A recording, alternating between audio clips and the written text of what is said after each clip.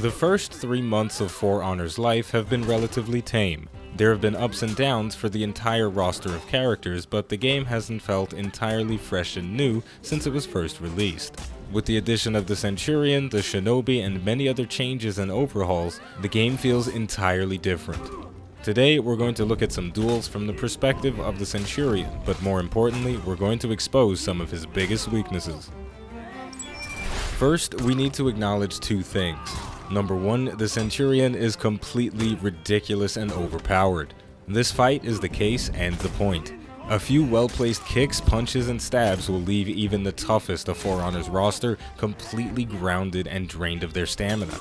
And that's wrong on so many levels. Number two, now that we've established that he's the hottest of all messes, we can start playing the game and stop getting kicked like a Persian messenger. Range is the number one counter to the Centurion. The Nobushi wasn't designed specifically to fight against him, but she does an excellent job at it. The Centurion's small health pool gets him torn to shreds by her bleeds and the Way of the Shark passive. And when she's able to make space, there's nothing completely safe for our Roman ruffian to do to close the gap. His dashing attack has super armor but can be parried. His kicks close a large amount of distance, but if it's dodged, he's open for a guard break.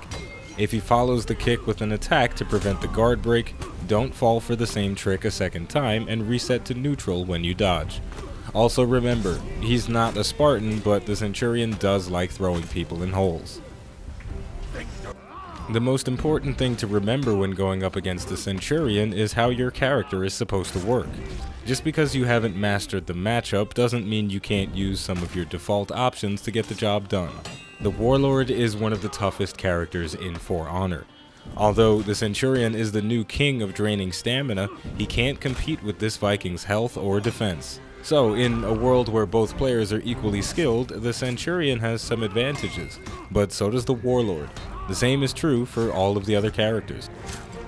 To close things out, we're going to watch a few duels from the perspective of the Centurion, and first up we'll be going against the Kensei. We're diving into round 2 out of 5, and we're going to see how we hold up against a character that does not have any unblockable shoving moves. He does have the top-heavy unblockable attack, but the Kensei is notorious for being really great but unable to crack open a turtle. But as you can see, some unnecessary dodging is going to get me heavily punished by those guard breaks and the mix-up of the Kensei, getting knocked into a wall and taking a big hit from the top-heavy unblockable that I was talking about before. But now we're turning the pressure on, using those punches and kicks, trying to go for a charged heavy rather, but the Kensei going to swiftly step out of the way, and we see that dodging is definitely a safe option, especially when the Centurion you're fighting isn't going for any feints into guard breaks. But as we can see, an out of stamina heavy attack is not going to be enough to finish us off. We sent out a light attack at the exact same time, and we wound up getting the killing blow, and the round did not go to a tie.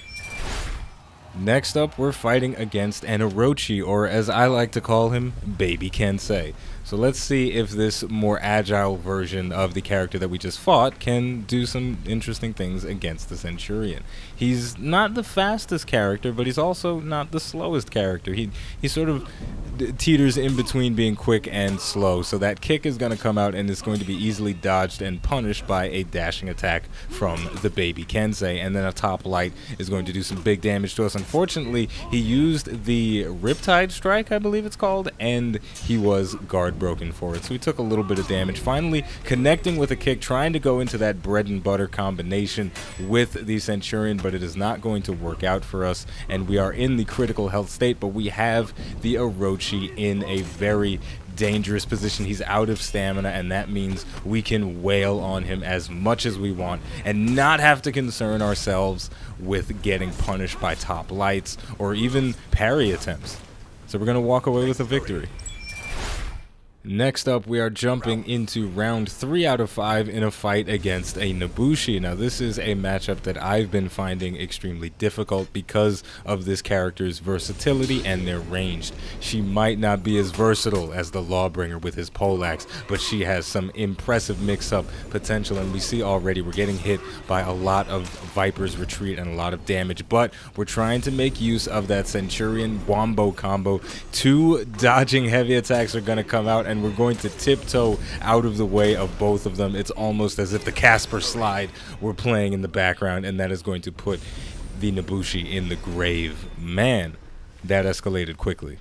And because it escalated so quickly, we're going to watch it again in slow motion. So we're seeing the bread and butter of the Centurion coming out, using that charged heavy and following up with a fully charged punch. If that connected, it would have knocked her down, but unfortunately now the Nobushi has created a very large amount of space, and there we go. Slide to the left, slide to the right, guard break.